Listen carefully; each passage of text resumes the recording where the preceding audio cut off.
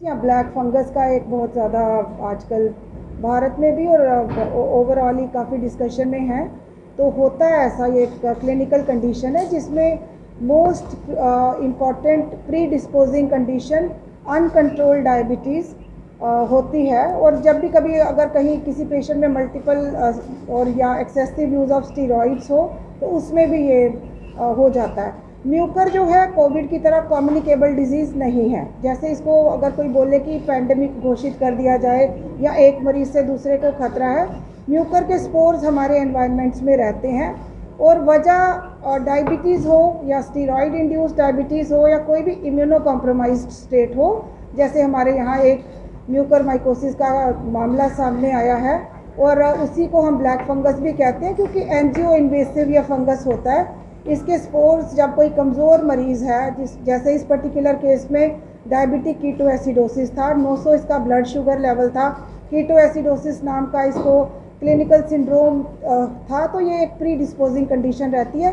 कोई भी fungal infection particularly Mucor के स्पोर्स आँख के कंजंक्टिवा में या नाक के ज़रिए म्यूकोजा में या ईएनटी इवन कान के ज़रिए ये जर्मिनेट करना शुरू कर देते हैं स्पोर्स और एंजियो इन्वेजन तक करते हैं, जिसका मतलब कि ब्लड वेसल्स को भी इन्वेड करते हैं। जब ये स्पोर्स जर्मिनेट होते हैं तो इनके हाइफी आँखों में, साइनसिस में या फेस की बोन्स को या ब्रेन के अंदर चले जाते हैं। इससे लड़ने के लिए किस तरह के इंतजाम आपकी तरफ से फिलहाल किए जा रहे हैं? ये हमेशा से हमारे डॉक्टर एनकाउंटर कर रहे थे।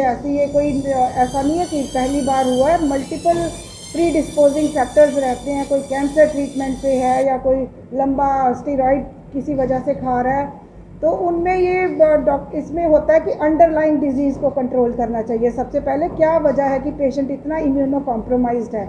जैसे इस पर्टिकुलर केस में शुगर कंट्रोल ही सबसे ज़रूरी था, या फिर कीटोएसिडोसिस ज़रूरी है, या एट टाइम्स इसमें डिब्राइडमेंट या सर्जिकल एक्सीजन तक की आँख भी निकालनी पड़ती है, या वो टिश्यूज़ जो इन्वेड हो चुके हैं उनका एक्सीजन भी करना पड़ता है। इलाज हो सकता है इसका और मार्केट में इसकी दवाई दस्तयाब है हमारे जम्मू कश्मीर में, खासकर? हाँ बिल्कुल, ये दवाइयाँ हमारे पास अवेलेबल हैं और हमारी जैसे प्रोक्योरिंग बॉडी है JKMSCL, और हमें कल ही ड्रग कंट्रोलर ने बताया ये सारी दवाइयाँ ज़रूरत पड़े तो उससे पहले ही प्रोक्योर करके रखी हुई है। मैम, इसके अलावा वाइट फंगस की भी बात हो रही थी। वाइट फंगस के केसेस भी देखने को मिल रहे हैं कि देश के अलग अलग हिस्सों में आ रही हैं, तो क्या वो उसके चांसेस भी हैं कि जम्मू में वैसे केसेस भी देखने को मिल सकते हैं? जब आप अपॉर्चुनिस्टिक फंगल इन्फेक्शन की बात करते हैं तो बहुत सारे फंगाई होते हैं। म्यूकर ब्लैक फंगस अगर बोलते हैं तो ऐसे ही एस्परजिलस नाम का फंगस है, ऐसे ही पेनिसिलियम नाम का फंगस है, ऐसे ही कैंडिडियासिस हो सकता है। तो बहुत सारे फंगल इन्फेक्शंस हैं। इसमें एक मैसेज सिर्फ ये जाना चाहिए जनता को कि ये फंगस एक मरीज से दूसरे में नहीं फैलता, तो कोई घबराने की बात नहीं है। ऐसे मरीज़ों को हमें आइसोलेट करने की ज़रूरत नहीं है। अगर हो जाए तो अंडरलाइंग डिजीज़, वो मरीज़ किस वजह से इतना कमज़ोर हुआ कि फंगाई जो अपॉर्चुनिस्टिक इन्फेक्शंस कर सकते हैं, इसमें उनको अपॉर्चुनिटी मिली और वो इसमें इन्फेक्शन कर पाए।